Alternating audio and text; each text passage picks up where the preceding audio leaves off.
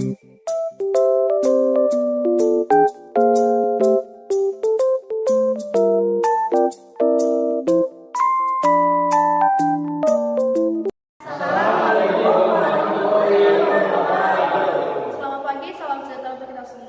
kami di sini ingin menjelaskan tentang penentuan upah di pasar tenaga kerja dan sewa bunga keuntungan. Berikut kelompok kami yang sebelah kanan saya.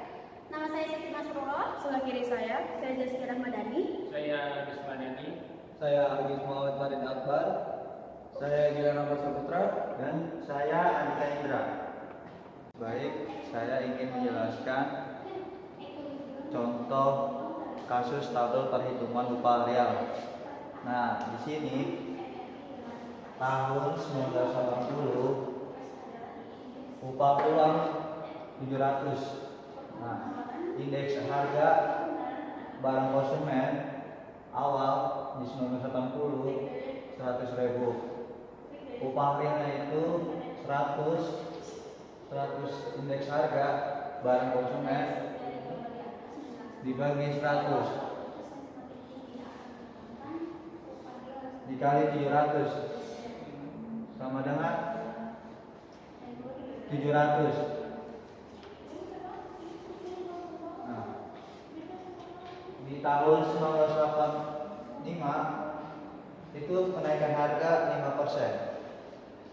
Upah uang itu 1.050, indeks harganya itu naik 5%. Jadi 105. Upah realnya itu 100 itu indeks harga dari inflasi setiap tahun 1980 sampai 1993. 100 dibagi 105 dikali 1050 sama dengan 1000. Nah, di tahun 1990 upah uang itu naik 5%. Nah, jadi 1.800. Nah, indeks harga barang konsumen naik juga. Jadi 150 naik 5% juga. Nah, upah real itu 100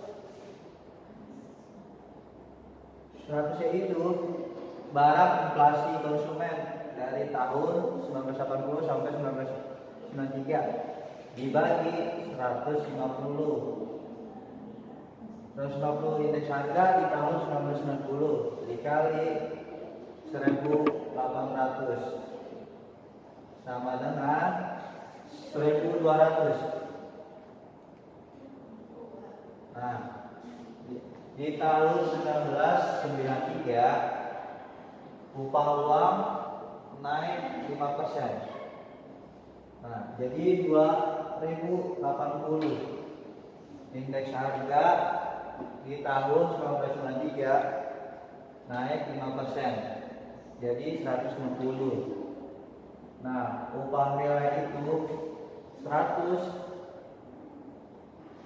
itu inflasi barang konsumen di tahun 1980 sampai 1993 setiap tahun dibagi 160 dikali 2080 sama dengan 1.300.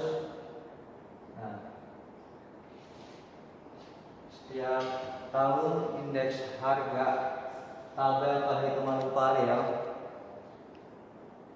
suatu indeks yang memberikan gambaran tingkat rata-rata dari perubahan harga-harga dari waktu ke waktu atau tahun ke tahun.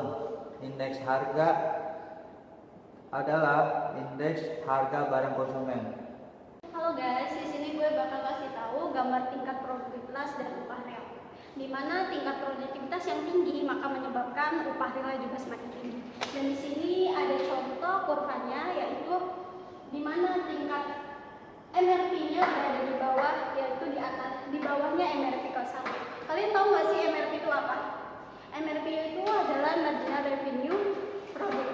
Nah, S ini yaitu kurva penawaran, dan sedangkan S ini sebagai Lagi ke materi selanjutnya, yaitu faktor penyebab perbedaan suku bunga.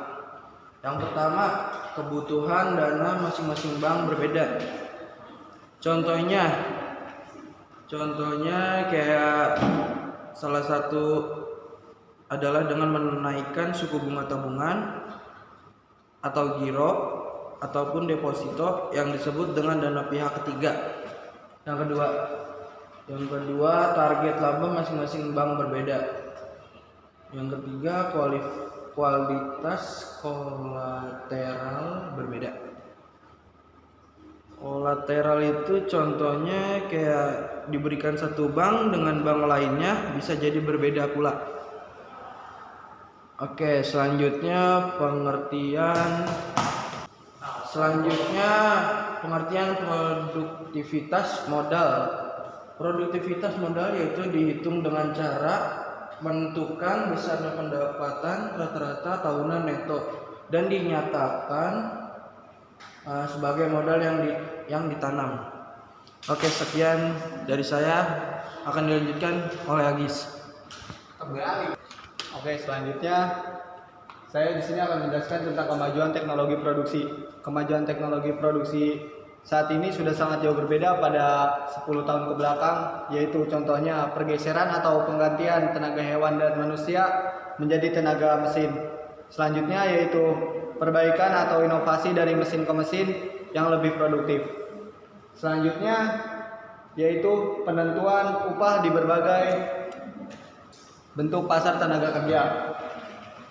Yang pertama ada pasar persaingan sempurna. Pada pasar ini tinggi rendahnya upah tenaga kerja menentukan sedikit atau banyaknya permintaan atas tenaga kerja. Selanjutnya ada pasar monopsoni. Pada pasar ini hanya terdapat satu pembeli di pasar sedangkan jumlah penjualnya sangat banyak. Selanjutnya ada pasar monopoli. Pada pasar ini pekerja menuntut upah yang lebih tinggi dari yang dicapai pada keseimbangan permintaan dan penawaran. Selanjutnya ada pasar monopoli kedua belah pihak atau monopoli bilateral. Pada pasar ini penentuan upahnya adalah berdasarkan perundingan dari kedua belah pihak. Pihak yang lebih kuat akan menentukan tingkat upah yang berlaku. Saya akan menjelaskan pendapatan para pengusaha keuntungan. Pendapatan para pengusaha keuntungan yaitu perbedaan nilai uang dari penjualan yang diperoleh dengan seluruh biaya yang dikeluarkan. Contohnya ketika Anda bisa menjual Indomie dengan harga 10.000 dengan keuntungan 3.000 rupiah yang dikeluarkan biaya modal. Misalkan ketika Anda menjual usaha Indomie dengan harga 10.000, maka dengan keuntungannya 3.000 dari biaya modal pengeluaran dengan harga 8.000 rupiah. Suku bunga dan tabungan masyarakat. Suku bunga yaitu meminjamkan uang ke pemilik modal ditambah dengan bunga rupiah. 2. Tabungan masyarakat. Tabungan masyarakat yaitu bagian pendapat yang diterima masyarakat yang tidak digunakan untuk konsumsi. Selanjutnya, suku bunga nominal. Suku bunga nominal yaitu menunjukkan pembayaran bunga untuk jumlah pencairan bunga. Selanjutnya, suku bunga untuk real yaitu lebih rendah dari nilai real modal sebelum dibungakan. Oke, saya di sini akan melanjutkan materi tentang manfaat pasar monopoli bagi tenaga kerja. Sebelumnya kalian tahu nggak sih ada manfaatnya? Salah satu manfaatnya itu para pekerja menuntut upah yang lebih tinggi. Maksudnya gimana sih? Karena mereka ingin menuntut upah yang lebih tinggi untuk kebutuhan pokok sehari-hari mereka. Karena dengan kenaikan harga pokok, kebutuhan mereka jadi tidak tercukupi sehingga kehidupan mereka akan semakin berat.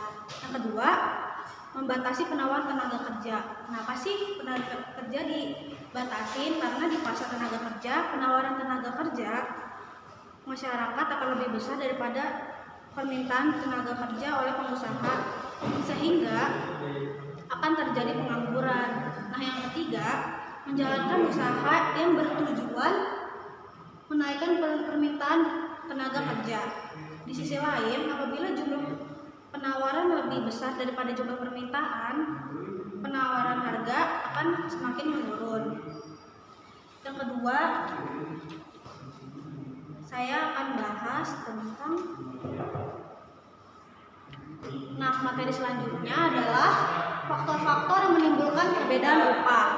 Di antara lain ada permintaan dan penawaran kerja, dan yang kedua ada jenis pekerjaan, yang ketiga ada perbedaan kemampuan, keahlian, dan pendidikan, yang terakhir adalah mobilitas tenaga kerja.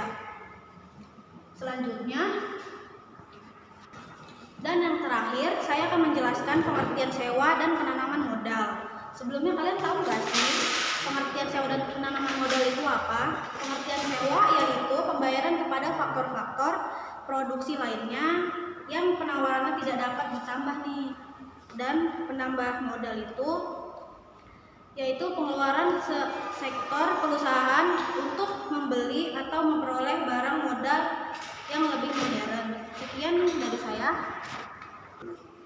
Berikut kesimpulan dan saran dari kelompok kami. Kesimpulannya yaitu pemberian upah kepada tenaga kerja dalam suatu kegiatan produksi pada dasarnya merupakan imbalan atau balas jasa dan para produsen kepada tenaga kerja atas prestasinya yang telah disumbangkan dalam kegiatan produksi. Berikut saran, yaitu pemberian upah kepada tenaga kerja harus sesuai dengan kemampuan, keahlian, dan pendidikan agar para pekerja dapat memperoleh haknya masing-masing sesuai dengan kemampuan, keahlian, dan pendidikannya. Sekian dari kelompok kami, kurang lebihnya mohon maaf. Wassalamualaikum